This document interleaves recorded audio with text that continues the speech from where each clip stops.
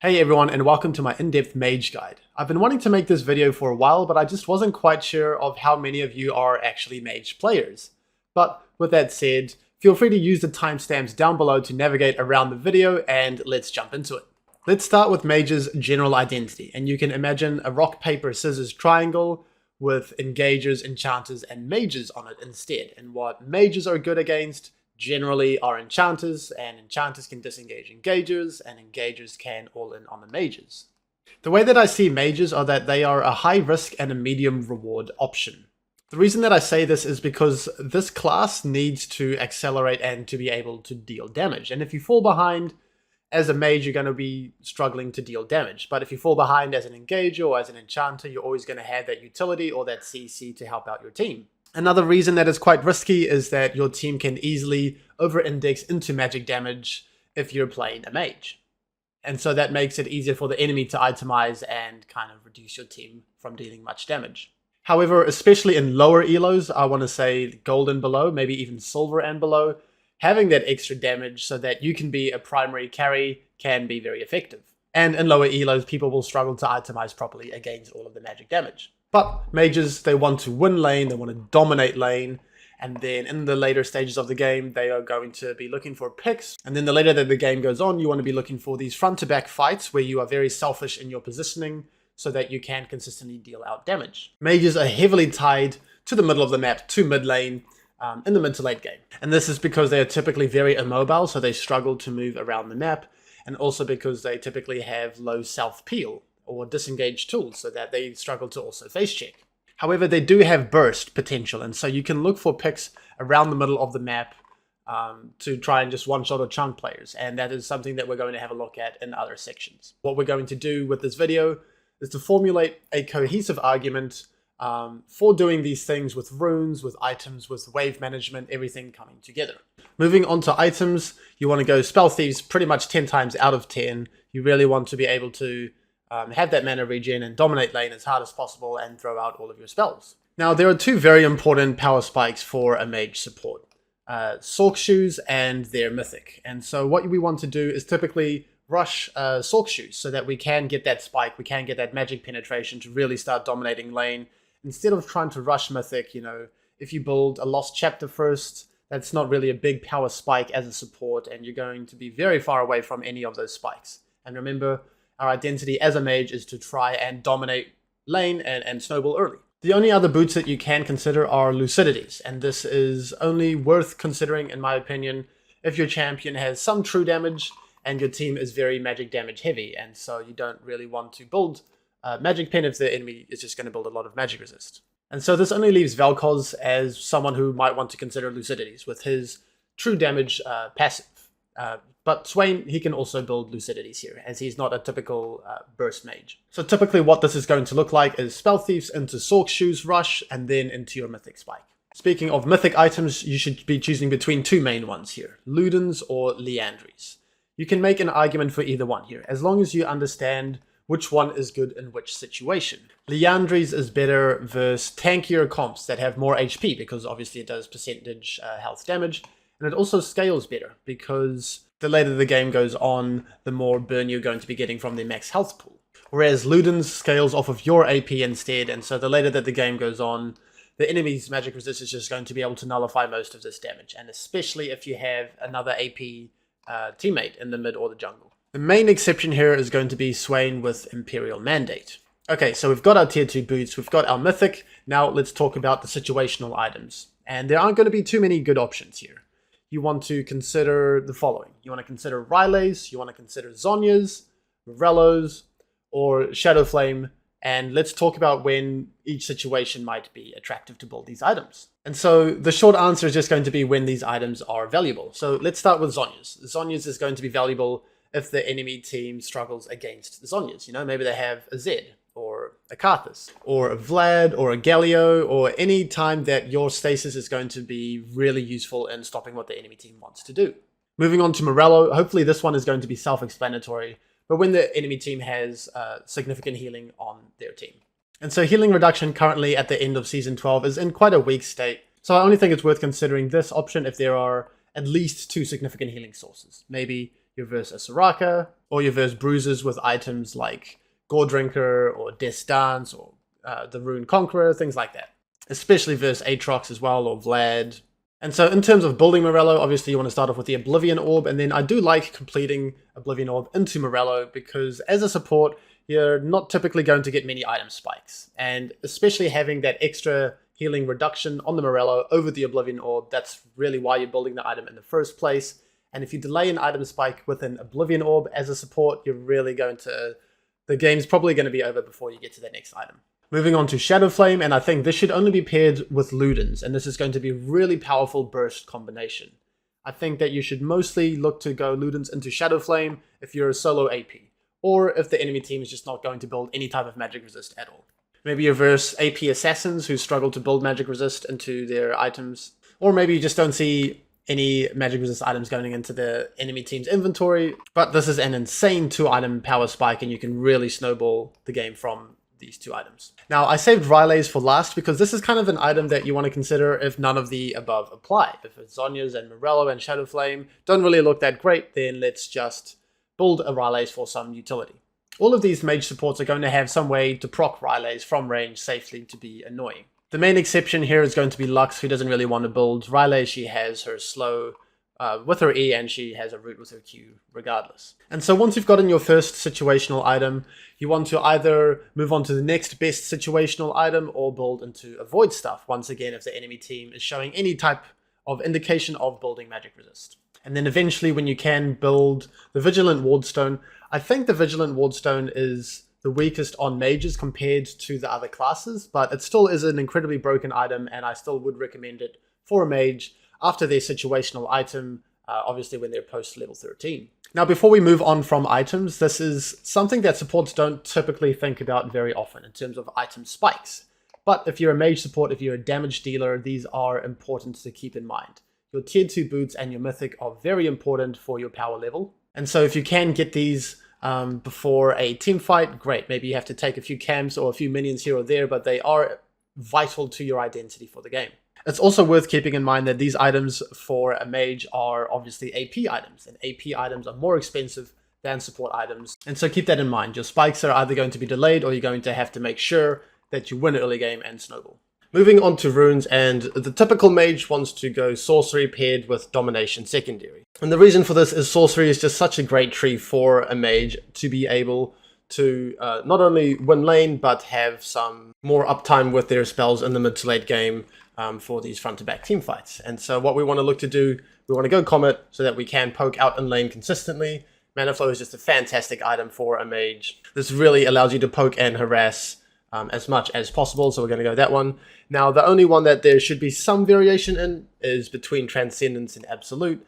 Absolute obviously is going to help you to find those one-shots. Transcendence is going to give you a little bit more insurance policy and scaling towards the mid to late game, and especially in having uptime and front-to-back fights. But you definitely can take Absolute if your identity or your playstyle is more around dominating early lane and finding those 100-0 picks from Fog in the mid to late. So I don't mind which one you want to go for here, just acknowledge which one is good in which situation. Personally, I'm going to take Transcendence most of the time, and then Scorch, absolutely broken at the moment. I'm not sure if this is going to change, but during the whole Season 12, since it's buff and the later portion of the season, it's really broken. Now, Domination is really useful for two main reasons, for Taste of Blood and for one of the runes down here on the bottom branch. Taste of Blood, lane sustain is amazing for mages. They don't have any lane sustain at all. They don't have any shields or heals or anything like that, and so being able to keep themselves healthy in the lane so that they continue to dominate is very valuable. Then let's talk about the Lust branch, and so here it's generally going to be between Treasure Hunter and Ulti Hunter. Treasure Hunter is great for a mage support because it helps them to get their spikes earlier, and as we talked about, getting those spikes is very important for a mage. Sorc Shoes and Mythic, and then they're online and then they can start to really carry a game. Also, those Mythics being quite expensive for supports, this is going to help kind of bridge that difference. Now, Ulti Hunter, this is another option that you can go for. Honestly, you shouldn't take this too much, but Swain really enjoys this. Zyra potentially enjoys this a lot. So if you want to have more uptime on your ulti so that you can, find these bush cheeses and picks more, or if you can even have them up more in the front to back, you definitely can. However, I would suggest most of the time to give Treasure Hunter a go. And so for the mages that want to run this page, it's going to look like Heimer, Lux, Zyra, Vel'Koz, and Xerath. Okay, let's talk about Domination Primary now, and this is going to be for Swain, for Brand, and for Talia. Now, the reason that Swain doesn't want to go Sorcery Primary is because he's not that type of mage in terms of just poking out, constantly throwing out spells. He's more about short, concise trades and just being an annoying presence versus short-range comps. So for Swain, what you want to do is you want to run something like this. And Electrocute, very easy for Swain to proc. He just has to land an E, pull them in, and just find an auto. Cheap Shot really helps in that kind of short trades that he's looking for, and he already has some inbuilt sustain into his kit. And then we're going to back it up with Eyeball. That's the best option in this tree. Mages are generally going to struggle to go and clear out wards, and this one's very hard to consistently proc. So this is just going to help to have as much AP as possible throughout the game.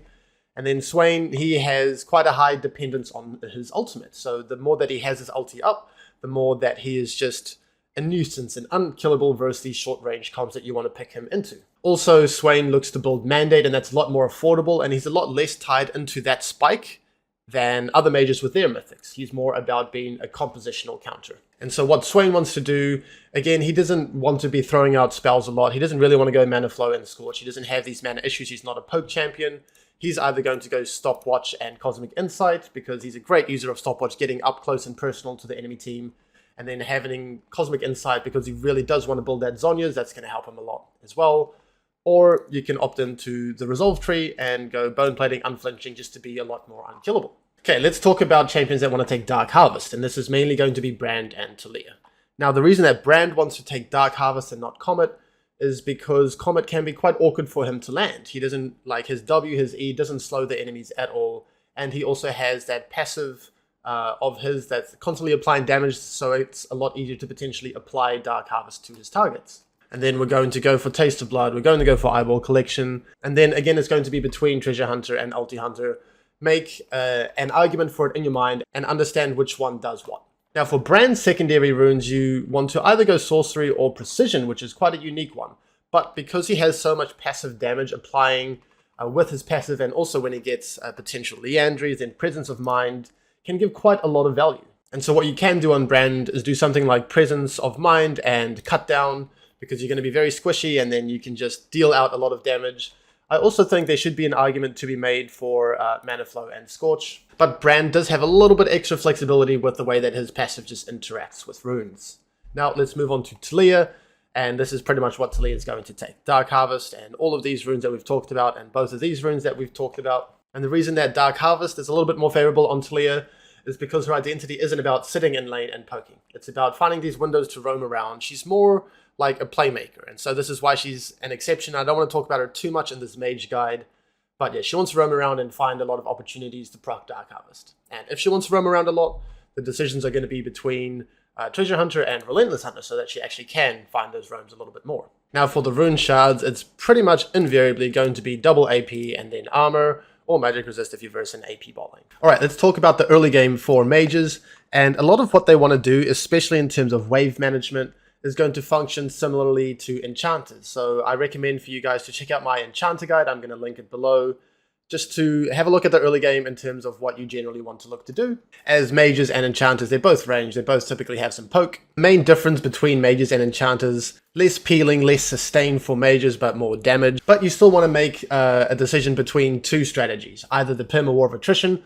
or holding a freeze. And now the issue, if you do hold a freeze and you don't get to snowball, then it's hard for you to achieve your identity. And this is why mages are going to really struggle against engagers, because you are kind of forced to hold a freeze on your side of the lane, and then you can't accelerate, you can't hit your spikes, and you're just going to be useless. Unless you play a mage that is good into engagers, such as Swain or Heimerdinger. Okay, so if you evaluate that the enemy team has enough threat that warrants you to be holding freezes instead of pushing and pressuring, then that's what you're going to have to do. You're going to look to get level 2 first, and then eventually you'll bounce, you'll crash the second or the third wave, and then it'll bounce back into you, and then you're just going to nurture a freeze here. And the engagers, they need space in the lane to be able to all-in you, and they're also going to struggle to break freezes up here, because they're melee, right, and they can get poked out easily. And you only need to hold this freeze if the enemy team has enough threat. If they can actually all-in you, then you're going to need to hold the freeze here. And so you need to have a look at the bot matchup, And you also need to take into account the jungle matchup, right? Is it a jungle that likes to gank early, like Rek'Sai, like Jarvan, like Elise, etc.? Or is it a jungler that wants to typically full clear? You know, Diana, we can put Fiddlesticks in there, we can put Shyvana, Yi, champions like that. And so if it's an isolated 2v2, then you have an idea of what strategy you want to implement. Are we going to freeze? Do we need to respect their pressure? Or can we just perma war of attrition? And we're going to talk about what perma war of attrition looks like right now. So the perma war of attrition is kind of like a slow bleed strategy where you shove waves, the enemy team inevitably misses minions under tower, they get their tower poked out and chunked, and maybe you can even get some plates in there. You're pressuring a lot, and so you're influencing the enemy's mid and jungler to feel pressured to move down and relieve some pressure. However, you're going to get some defensive vision to stave off these ganks, and you're a ranged champ, so you can, you know, stand. You don't have to commit too far up in the lane. You verse a ranged support when you're doing the strategy, and so they don't have the greatest gank setup, and then you just waste the enemy's time. You pressure constantly. You're ensuring that you maintain a minion HP advantage in the lane. And so this doesn't necessarily mean hard shoving every single wave. It's just recognizing that every wave is a new opportunity for the enemy team to start winning their war of attrition. And so you can hit the wave a little bit and then stop hitting it. As long as you have the minion HP advantage, as long as you're constantly pressuring, and as long as you're looking to poke the enemy while they're looking to last hit, because you're going to have more windows to poke naturally when you have the pressure lead. And so before we jump into what this can actually look like, just take a second, picture it for yourselves. You're shoving, you're poking them out, they're going to get lower and lower, they're going to fall behind some minions, their tower's going to get lower and lower, and eventually the end goal for this perma war of attrition is to force the enemy, ideally the enemy ADC, to base, miss an entire wave, then you hard shove the next wave, and that's just a huge advantage to have in lane, to be able to deny the enemy ADC an entire wave of gold and XP. Or alternatively, they just get lower and lower, and eventually they just die to some poke, or they just get dove. The reason that I think you should do that versus lower threat comps, and especially versus ranged supports, is because if you tried to hold a freeze over here versus a double ranged lane, they have a much easier time in breaking that freeze. They can walk up, they can just shove it. Also, as a mage, you're not going to have as much gank setup as an engager or a playmaker, right? Imagine us trying to set up a Graves gank here. We're just going to awkwardly run forwards, try to land a E. Nothing's really going to happen. We don't want our Graves to gank this lane. We want our Graves to be as efficient as possible and pressure other lanes if that's what he wants to do. Okay, so with all of that said, let's have a look at an example, and this is going to be from one of my students playing Heimerdinger. And we want to do the perma war of attrition, right? We're versus Jhin, we're versus Senna. Definitely don't need to respect their all-in. Let's try to win the war of attrition and the pressuring game instead. And so what that's going to look like is, you know, shoving the first two waves, making sure that we get level 2 first. Though we don't want to shove the first wave too hard, because then if we shove the first wave too hard and the wave ends up here, then our level 2 spike is going to be a little bit harder to do anything with. So we want to make sure that we have a minion HP lead, and then we hit level 2 first, and then we can actually do something with that level 2 spike. And so here comes the second wave. We get level 2 off of the first 3 melee minions, and so we want to walk forwards and look to do something with our level 2 spike. That's exactly what we're going to do here. We're going to get a bit of damage on them, and now starts the perma war of attrition. We're going to poke them out a little bit more. Naturally, they're going to miss some minions under tower, or be forced to use spells to try and last hit. We're going to be shoving again, and we can copy and paste any mage into this equation. Sure, Heimerdinger is going to have a little bit of an easier time in doing this with his turrets to help out. But if you're Zyra, if you're Brand, Vel'Koz, if you're Lux, you can be spamming autos to win that minion HP advantage, to win this war of attrition. And so that's pretty much it. We're going to be looking to shove, deny some last hits, or pressure some last hits. If they go too last hit, we can poke them out. And what we need to be on the lookout for is if the enemy jungler is worth respecting his gank. And so if this was a ganking jungler, what you'd want to do is ward after the second wave. So let's just jump back a little bit. So this is the second wave here. You can shove this wave, you can use your level 2 spike, and then now after this wave, we go and drop a ward around here so that we can stop a gank, either from a 3-camp gank or from a full clear gank. Both are going to be prevented with a ward out here, and then we just go back to dominating the lane as hard as possible. However, my student here assessed that we didn't need to respect this window because, you know, Fiddle wants to full clear, and we know that the enemy bot started in lane, right? So that means that they probably leashed blue, and we don't have to worry about the gank right now. And so we're going to take this time instead to just be shoving, poking. We could be pressuring a little bit more on this window, but just the general idea, you can see that the Jin is going to be missing last hits, and he's going to get poked out. And eventually he's either going to die or be forced to base and miss an entire wave. And so that's the whole strategy. And once again, enchanters can do this, mages can do it. Maybe Heimerdinger has the easiest time in doing so, but the concept, the strategy is important. We're going to have a look at one more example of my student's Heimer just in another game, and then we're going to move on to some other champs. And this is just going to be what the War of Attrition can look like.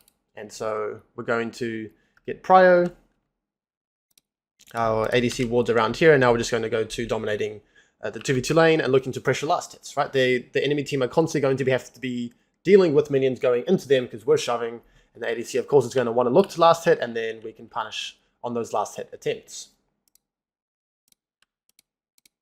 New wave comes in, spamming orders. This obviously can be any mage champ doing this, and then looking for windows to potentially punish when the ADC is looking to last hit.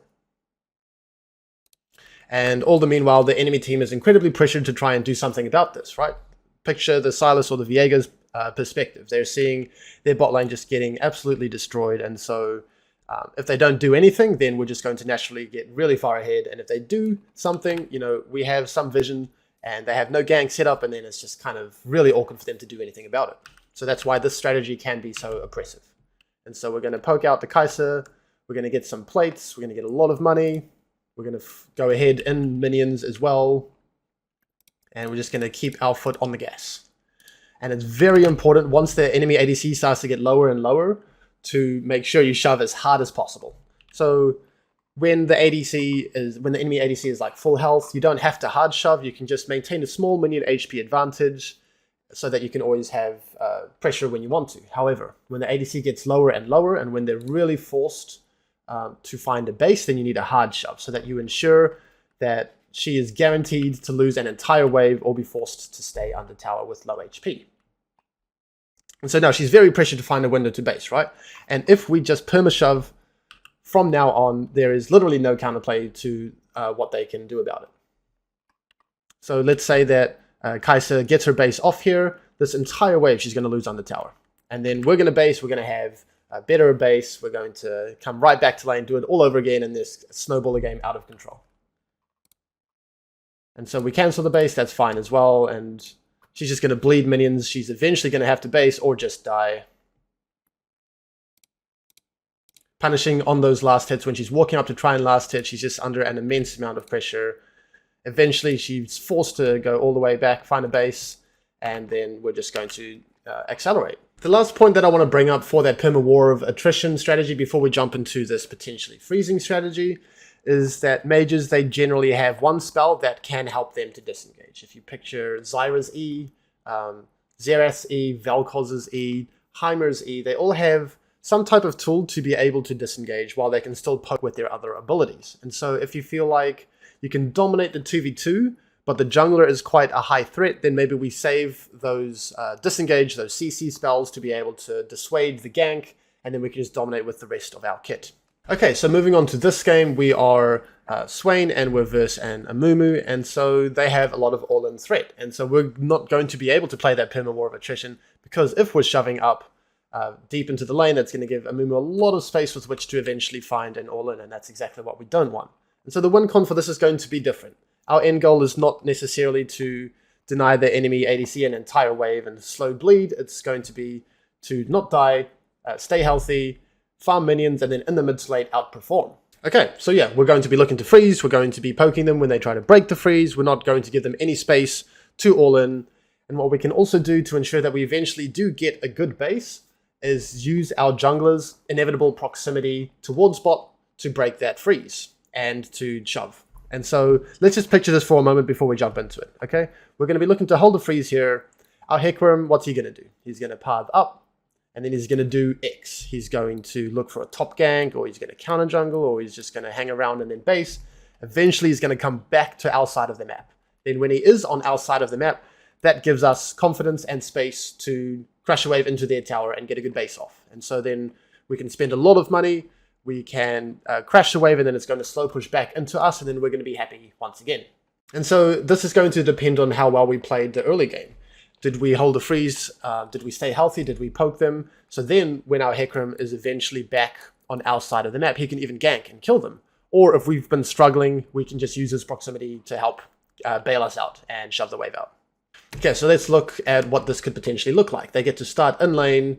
It's already going to be very tricky to hit level 2 first, and so already I am making sure that I don't get poked out, because the healthier that we are, the less likely it is that they're ever going to be able to find an all-in, which is exactly what we need to prevent them from doing. And what you guys can pay attention to as well is the confidence that I do get when I am in this pocket of the lane. I am going to be looking for orders, I'm going to be looking for my E's, because the enemy cannot all-in us when we're so close to our tower. And so I'm more than happy to use my cooldowns and find poke exactly here in the lane. And now I'm just not going to unnecessarily hit the minions. I'm going to try and prevent these minions from crashing under the tower. You can see my movement there. I don't want it to crash, so that we can just keep this freeze here indefinitely. And then I'm just going to be looking for windows to poke once again. Otherwise, maintaining that freeze. We'll speed it up a little bit here. Being very disciplined. It's a bit unfortunate that the cannon runs all the way into the tower here, so that's something that you wouldn't want to have happen.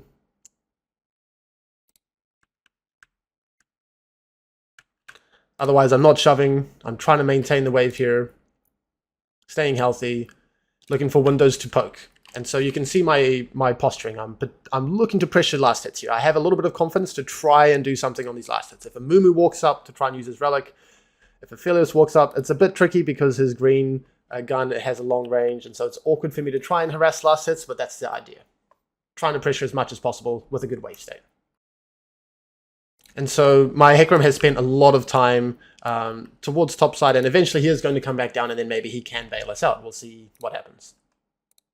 So now it's slow pushing away from us. We don't want to shove this wave because that's going to cause the wave state to be even further up in the lane, and we want it to be as close to safety on our side of the lane as possible. Right, so they have the least amount of space to all in, and so that we can just be safe. And so at some stage, we're probably going to need our Hecarim to bail us out. However, I managed to find an E onto the Aphelios when he is looking for a last hit. So he's going for a last hit. I throw out my E. I get a big combo on him, and I'm just going to use my, Swain's Burst. His short, concise trades are very powerful. I don't care if Aphelios dies here or not. He's going to be so chunked that they're no longer going to have all-in threat, and that's going to allow us to crash a wave, to get a base off, and to have a good wave state when we come back to lane. It turns out that he does die, and so there's going to be a bit of a fight here. Maybe a Mumu dies, maybe he doesn't. It's not really important. But at the end of the day, I want to make sure that we have a good wave state when we base. And so I'm hanging around with low HP. I don't think I need to respect the low HP Poppy and a Mumu, especially with our big wave here. What we're going to do is we're just going to shove, we're going to base, and then we're going to come back to lane, and we crash the wave. So crashing this wave means that their wave is going to bunch up, right? Their wave is bunching up here, while ours is sprinting down the lane in single file. And so the wave is going to meet on their side of the lane, because their minions haven't been moving. And so that means that the reinforcements, the next wave, is going to arrive before our reinforcements and push into us. And also their bunched up wave is going to focus a minion before our single file lane can organize themselves to focus a minion. This is all going to happen even if Aphelios doesn't stand here and shove the wave. And so that's why you want to crash a wave and then base. Alright, let's move on to the next game on my Smurf, and we're going to be Zyra versus Leona. And so you guys need to ask yourselves, can I War of Attrition, or do I need to respect the all-in and hold a freeze? And so let's first assess this on paper.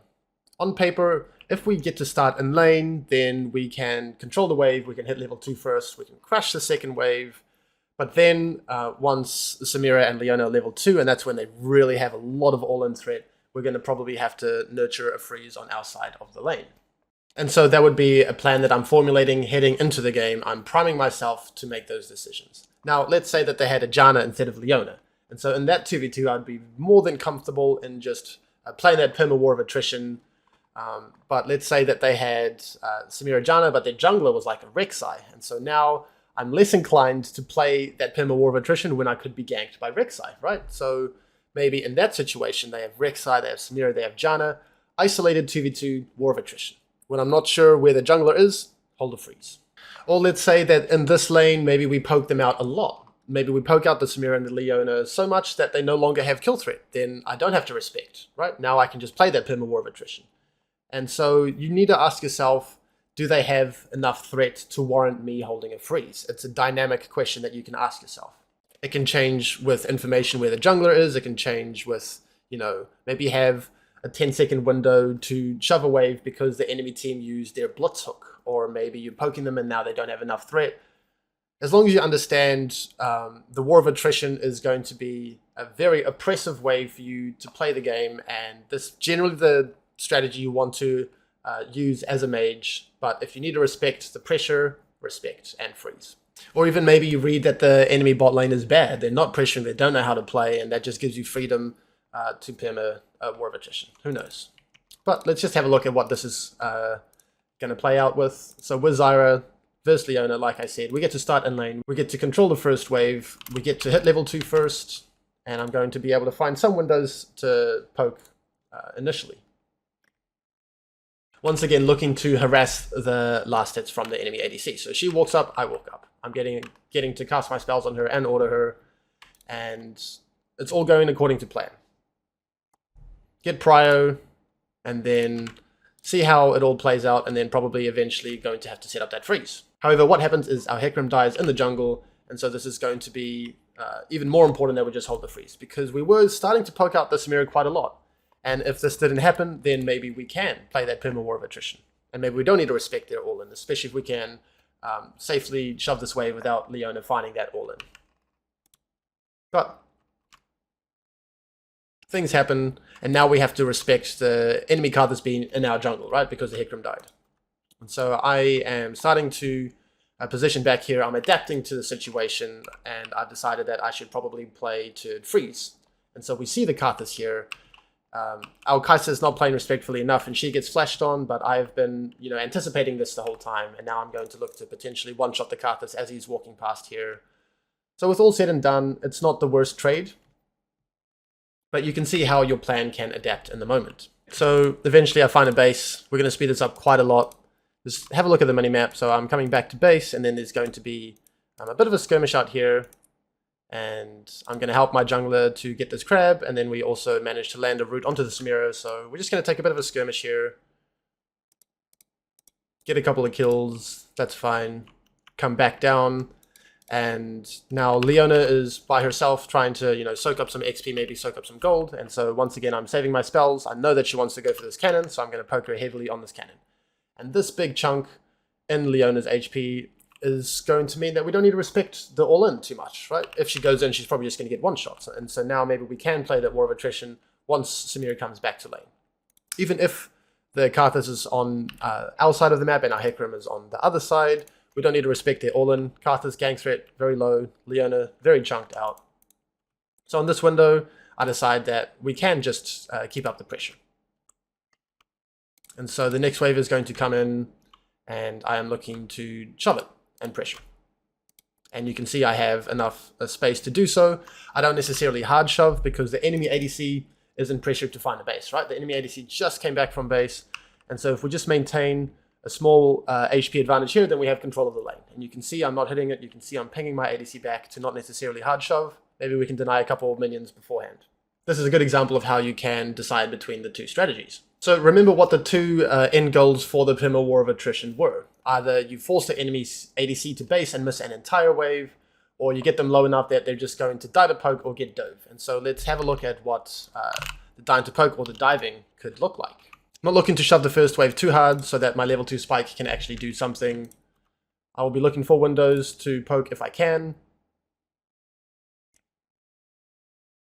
Speed this up a little bit, making sure I hit level 2 first. And then using my level 2 spike to do something. And so I hit level 2, I'm in a very aggressive position. I get to proc my Dark Harvest, big chunk on this Thresh. And now I'm just looking to play that perma War of Attrition. To maintain pressure, we don't necessarily have to hard shove, but as long as we have the minion HP advantage, then we're in a really great spot and we can do whatever we want. And I want to look for windows to harass last hits. And so I'm going to be forcing Ziggs to just last hit with his spells, and eventually he's going to just run out of mana and be forced to base. You can see my body language here. I want to harass last hits, and if they walk up too far, I'm going to look to punish that. Okay, a little bit of heavy trading there. Trying to pressure as much as possible in space out of Thresh's E range. And now they're in a stage of being quite poked out, right? And especially after a little bit more damage here, I'm softening them up. Let's keep going. I'm really trying to pressure as much as possible, and I know that Cogmore doesn't have his cleanse from the earlier hook, and so I do a bit of a psychotic flash forwards here. I mean, it's not the most important thing, but you know, we're trying to pressure as much as possible. We're poking them down, and you know, Thresh ends up dying in a 2v2, and now Ziggs is just left stranded, right? And so now we're going to translate all of our bot Perma War of Attrition advantage into looking to dive the enemy ADC. And that's exactly what we managed to do. Now, since Talia is a mage, she is quite unique, but I just do want to show quickly what a game with Talia can look like, because I think she is one of the strongest mages in the game. We're going to base, come back out onto the map, and eventually we're going to find a window to translate our pressure towards another area of the map. And it's around this window where I realize that my Cogmore is just too useless, and he's just going to be getting shoved in by the Ziggs. And so either Graves ganks my lane, or I roam and pressure elsewhere on the map. And so Ziggs kind of face checks awkwardly, and then I stand on the lantern, and Ziggs just dies. Okay, whatever. Shove bot. Move towards mid. I don't want my team to lose the Herald for no reason, and so I roam mid, and then Lucian gets a little bit caught out. We get a free kill there. Now I know that Herald's on the map, and we're going to potentially unlock Herald, although Kha'Zix might be here, and so I'm roaming with my Graves, and then find a shove onto the Kha'Zix, get a kill there. So other mages are going to struggle to do this, and what they would want to be doing instead is just laning bot, poking, pressuring, harassing as much as possible, but this is what Talia can do. And now I can potentially unlock Herald, and if there is a top fight, I could be able to help out in that as well. But typically, mages are extremely immobile, and they're going to be struggling to move up to this Herald here. And the way that your team would get Herald is by dominating 2v2 as a mage as much as possible, forcing the enemy mid and jungle to relieve some pressure, thereby buying your jungler space to do Herald himself. The last point that I want to talk about in the early game is a bit of a general point, and generally your strength doesn't come from handshake, even number of skirmishes in jungle or in river. Normally you want to generate an HP lead and win lane, and then you can use that advantage to fight if necessary. And so if there is an even number of fight breaking out in the river, you can ping your teammates to back off and just generate a 2v2 advantage beforehand. Alright, moving on to the mid to late game, and there's going to be nothing unique here. The same formula that I apply for supports in the mid to late is going to apply to mages. So what I'm going to do is link my mid to late game guide in the description below for you to check out. But of course, I'm going to briefly summarize the main points in terms of how to play it out. So 3 main points: mid first, vision, and pressure. And the reason that you want to do mid first is so that you can get mid prior and then move to either side of the map and control the map effectively. Mid is obviously in the middle of the map, so you can react to either side, and waves crash first in the mid lane so that you can translate that pressure to a side lane before the other waves crash in the side. So generally, whoever is controlling mid in the mid to late game is in a fantastic spot. Now let's move on to vision. And so I want you to be deliberate with your vision resources in the mid to late game. And what I like to talk about is the 1 mid 2 quadrant rule, where you put 1 ward in the mid lane. Very important. As long as one of the mid towers are down, then the mid lane ward becomes incredibly valuable. And you just want to put it as deep as safely possible so that you can see the enemy in terms of how they're reacting to playing around the mid lane. Like we said, mid is very important in the mid to lane. And then the 2 quadrants, you want to put 2 wards in a quadrant that you want to control for. So let's say we're blue side now, we get mid prio, let's say this tower's down, we put a ward around here, and then we get a couple of wards in this quadrant so that we can control the quadrant. And what you don't want to do is put 1 ward in 1 quadrant, 1 in mid, and then another in another quadrant. That's just not going to really work out. If the game is too fast-paced for you to control mid and then control a quadrant slowly, you might just have to make do in a chaotic environment to make sure that you just get the most value out of your wards that you can.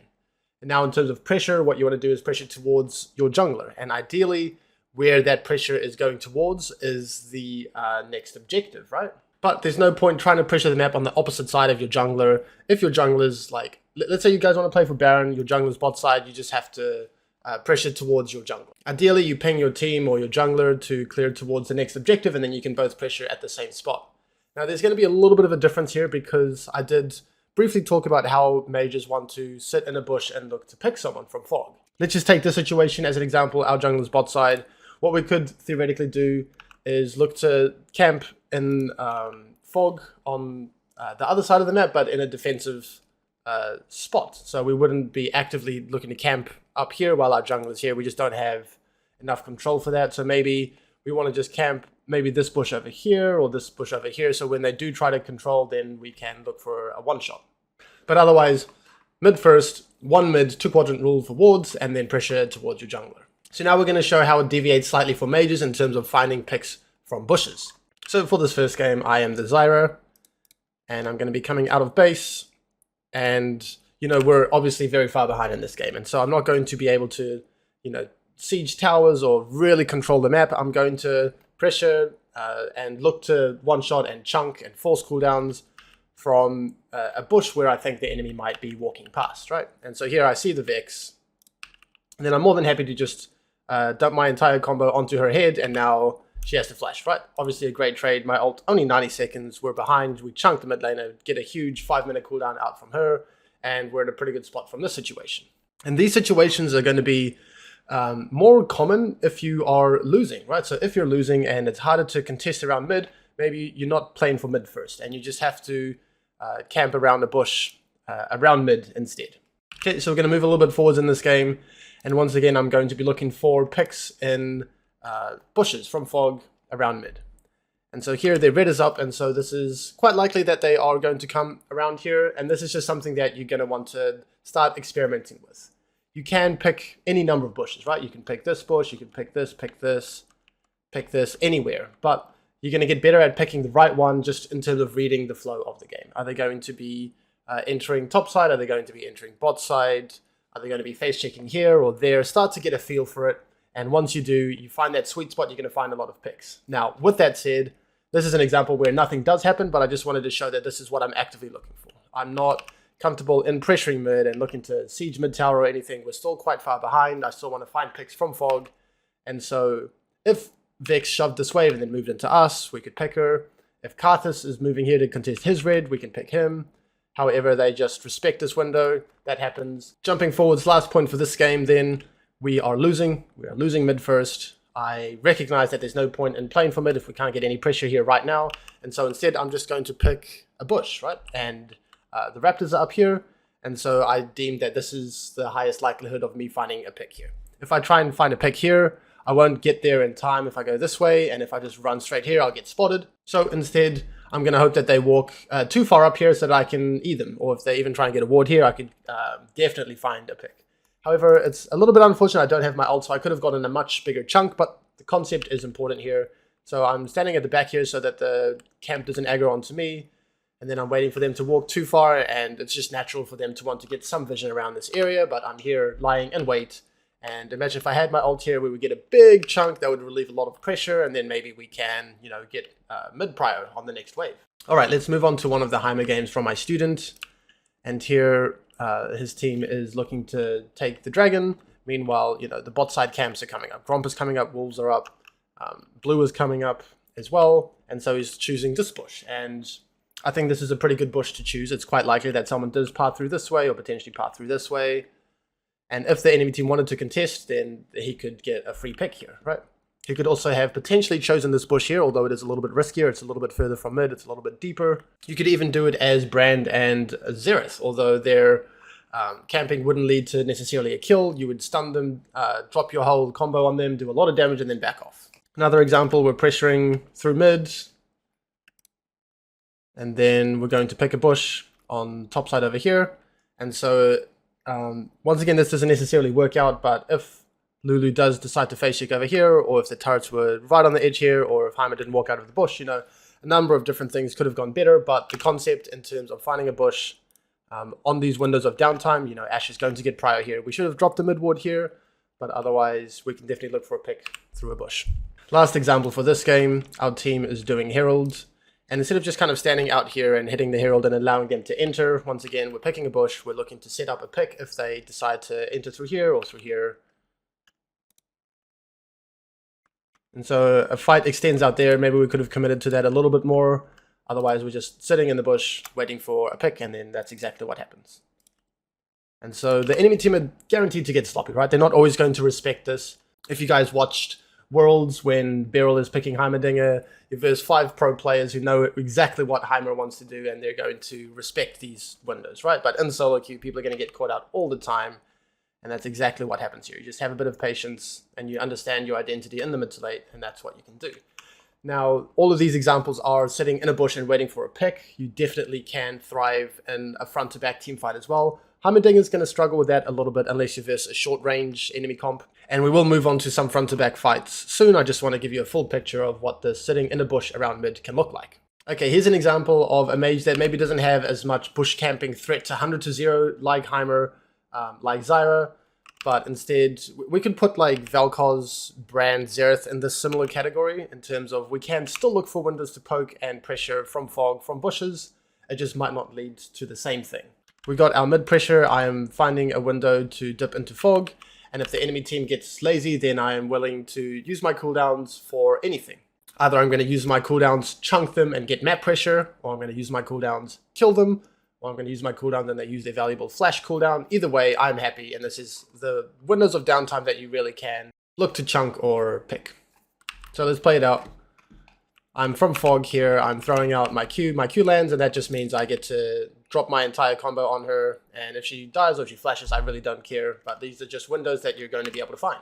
So don't be afraid to use your combo just on a single member. In my Zyra game, I'd use my E and my ult on one member, and I got a valuable flash in a game state that was horrible. Here, I'm using my ult on one member, and whatever happens, I'm going to be happy with. So I'm going to show a few examples of a front-to-back team fight, but this isn't a novel concept.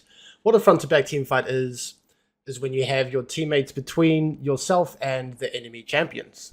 This way, you stay safe and you're able to dish out consistent damage. And so I thought it would be fun to just have a look at some games from my pro career. So this was in 2017 when mages were a little bit more meta, and I was playing Zyra, I was playing Brand, and their core identity does not change. So this was Rift Rivals in Vietnam, I believe, and we were versus the Southeast Asian team. And I'm playing the Zyra here, and so we're just going to have a quick look at what I mean by front to back, okay? So we're hitting Baron, and Baron can be quite tricky for mages, for enchanters, to make sure that they are in a front to back, right? Because your front line generally wants to be tanking the Baron, and then it's like, where do you stand? But as long as you position selfishly, you ensure that you stay alive, whether that means you are running around to make sure that your front line is in front, or if you're just waiting on a corridor, not face checking, not pushing forwards, as long as you're selfish and staying alive, then that's the best way that you can help your team to win. And so initially, I pushed LeBlanc off, and then we're starting to engage forwards, and then I drop my ult, and then I'm starting to run forwards. And we can see that the Gragas here is looking to engage on the Elise, and I want to make sure that I always have allies between myself and the enemy. And so I don't just second guess myself and start to run this way and try to help my Elise. I am walking this way so that I always have allies, and then I can play with a lot more confidence to deal out damage. What I wouldn't want to do is be with the Elise here, and then Gragas could potentially one-shot me. Jumping forwards in this game, and again, we're at Baron. I am very chunked, and I am off the side over here, and so there's no real position for me to be safe in the front to back here, right? I'm too low. I can't be standing in the back of the pit. I'll just die to Baron.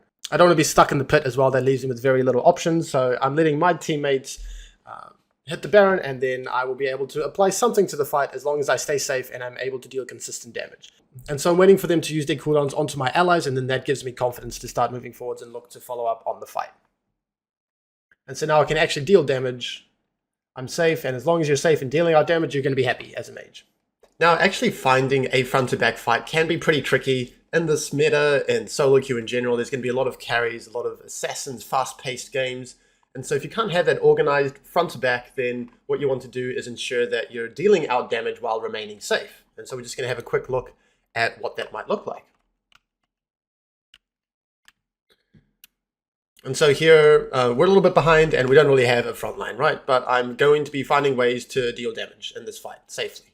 And I don't want to necessarily hard commit through here and expose myself to the Silas. I don't want to get flanked. I want to stay alive and deal out DPS to whoever I can. And so I'm trying to deal as much damage as possible while never being actually out of position. Then we get a couple kills there. And then we're trying to do Baron, and then it's a similar thing here. I'm trying to not be out of position while trying to deal damage to the Yone so that he can't steal.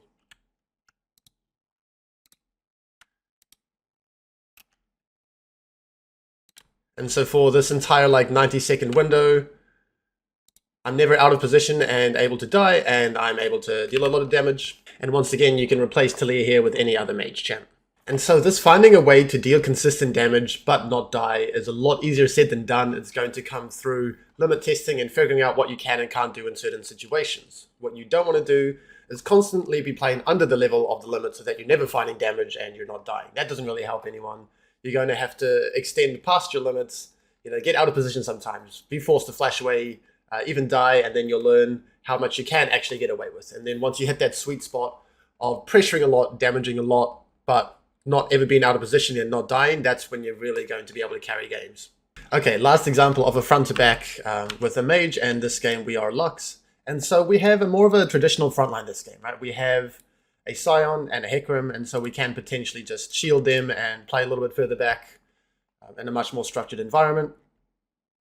And so we're just going to be keeping our frontline between ourselves and the enemy, and then trying to do as much as possible with our spells.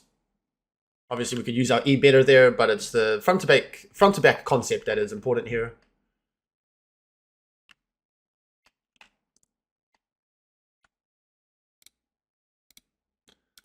So staying in range to deal damage while never being out of position, and sometimes this is going to be the best way to come back into a game. You're just going to wait until the enemy potentially mispositions, and they're going to overextend, and if you stay disciplined, then the likelihood that they're going to misplay and get sloppy and get impatient is very high, and then you can find a lot of comebacks in situations like this. Either through being disciplined front to back, or from picking a bush and looking to chunk from fog. Either way, those are going to be your main two ways that you really want to perform in the mid to late. So I want to make a quick tier list of mage supports, and I know that some of you aren't going to listen to what I'm saying about this at all and instead just look at the picture and criticize it, but for those who want to hear my explanation, the same champions can have different strengths in different regions, in different elos, and of course at different patches. And so what I'm going to base this tier list off is more of a personal tier list that I think is going to excel in high elo, especially Masters Plus. And the main difference between high elo and low elo is pace of game, and so in high elo, you really have to be able to keep up with the fast game pace and to be able to react to skirmishes and snowball objectives. Whereas in lower elo, you have a lot more time to just scale up, build all of your items, do front and back fights, be disciplined. So with that said, I think the only S tier champion that comes to mind for me is going to be Talia, where she can function in most compositions. If you're good at her and you understand her power in roaming and getting bot prio, then you can really take over a game. Now for A tier, I'm going to put Swain and Heimerdinger in here. Now Swain is going to be S tier in the right situations, but since he's going to be hard to blind, I don't think that warrants an S tier from him. He is great against short range comps, and you're going to find more short range comps typically the higher elo you are. You're going to be versing more engagers and pick oriented supports rather than enchanters and mages yourself. And you're just going to be versing a lot of assassins, a lot of champions that just want to absolutely snowball the game. And there's going to be a lot of up close and personal brawling that Swain is going to be really obnoxious in terms of dealing with. It's a similar story for Heimer. I think Heimer is a little bit more blindable because he can just dominate most 2v2 laning phases. It's just in the mid to late game, if the enemy team has range, then he really can't perform in the front to back whatsoever, and he just has to rely on camping a bush and looking for a pick. So I would say Heimerdinger and then Swain are going to be in the A tier. I do want to bring up Nico support here. I have tried her very sparingly, and I don't have enough data to confidently put her somewhere. I never see her as well, but she has some picks. She can follow up in skirmishes, set up team fights, and keep up with the game pace relatively well. So I'm going to hesitantly put her here. Her ability to find picks and team fight around neutrals is just an instinct I have that she would be strong if we had more information on her. So next for B tier, we're going to put Lux and Zyra in here. I think Lux and I think especially Lux can be very dominant in the 2v2 laning phase, and she can flourish in a wide range of comps. It's just that she doesn't necessarily flourish in the fast-paced games that solo queue can provide. You know, she can easily get caught out in transition, similar to Zyra, although Zyra has a lot of threat in camping the bushes, maybe a little bit more than Lux does, and having her plant to be able to provide vision can definitely help in higher elos. And then for C tier, I'm going to put Brand and Vel'Koz and Xerath at. I think that they just really struggle to realistically achieve much in the game. They're going to be struggling to camp a bush and one-shot someone. They're going to struggle to stay safe in laning phase. They don't have the greatest disengage tools, and just the pace of the game is just too much for them. I feel like they're easily going to get overwhelmed. For any of the LS fans out there, I just have no information whatsoever on Zoe, so I'm not going to put her anywhere. Intuitively, I could see her working as support if you have a very high mastery on her and understands how she wants to use the terrain and find these picks.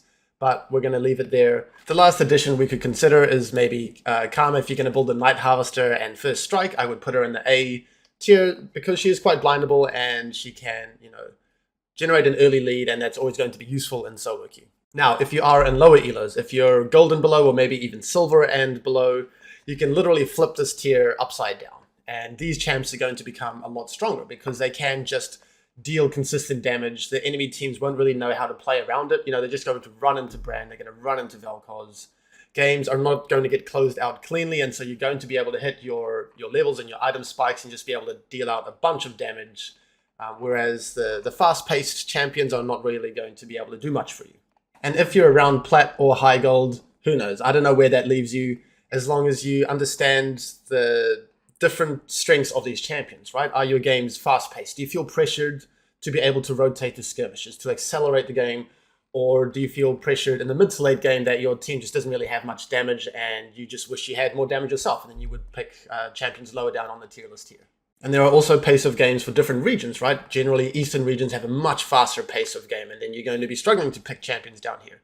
But minor and western regions, you would be more inclined to pick champions down here because they are slower paced, which you can potentially thrive in. Thanks for watching, everyone. I hope you learned something, and even if you're not a mage player, maybe this will give you a better idea of how to deal with mages when you come up against them in solo queue. Also, with the preseason being around, ranked season has just ended, maybe this is the perfect time for you to try out the mage class and see what you can do. For private coaching, for School of Support coaching alongside extra educational content, and for the School of Support Discord, we are a growing community of dedicated supports who are helping each other learn and improve. All of these links are going to be in the description below as usual. I would love for you guys to check it out. A big thank you to my current patrons in helping me do what I do full time. Thanks again for watching, and goodbye everyone.